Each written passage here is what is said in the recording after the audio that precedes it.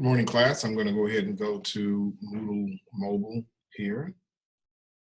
And I want to go to the next experiment, and that is level 5, angular velocity and angular acceleration. Just going to go ahead and select on that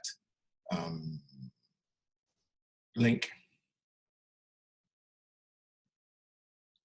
So you'll see that I have instructions here. I'm going to change this. I'm working on the instructions right now.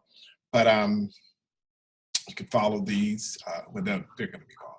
But we have 3 videos here. These 3 videos, if I were to pull them down, you would notice that there are videos for the first position, and that's the first piece of tape, the second piece of tape, and then the edge of the rod, okay? So if you already have this data, you don't necessarily have to reprocess this. You already have it, okay? If you do not, if for some reason you are able to skip these experiments without doing them, if you're able to actually get to this point, then you need to do them. And it might behoove you to go back and complete the previous experiment. So here we have our calculator. I am just going to share this with Microsoft Excel.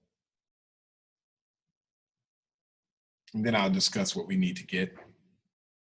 Shouldn't be too difficult. I'm going to put this into the appropriate folder.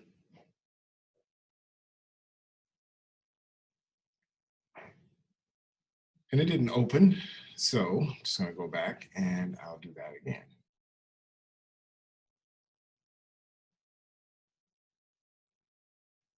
Okay, so we're just going to, once it opens, you'll see this duplicate here. I'm going to duplicate this. And I'm going to place this, of course, in the appropriate folder. So you'll see that we're beyond the alternative hypothesis. This is complete. And now we're on angular velocity.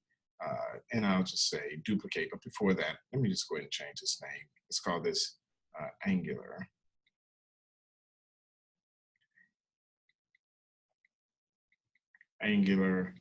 calculator.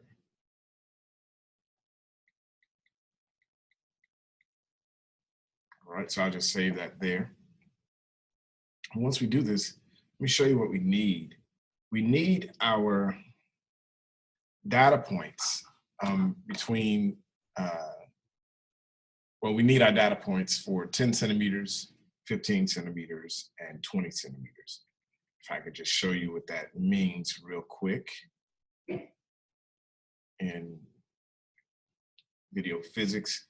That means the following. Let me see if I can find it here. So I have unit circle. You'll see that I have these points going around like so.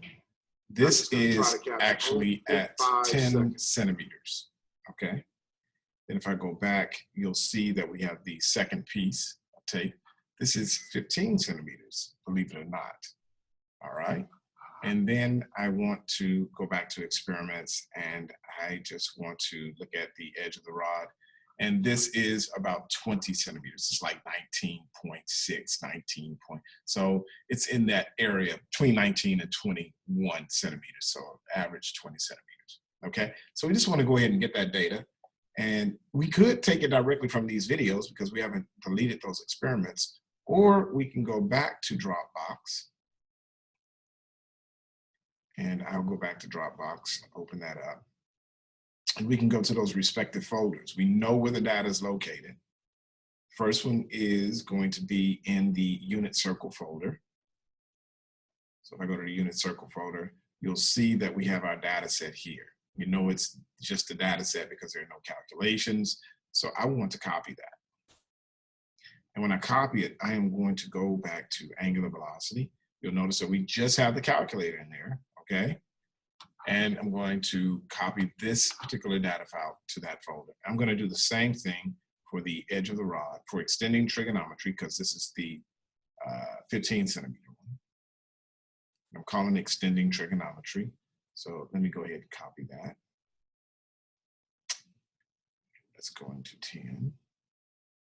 Just paste it. And then let's do the edge of the rod.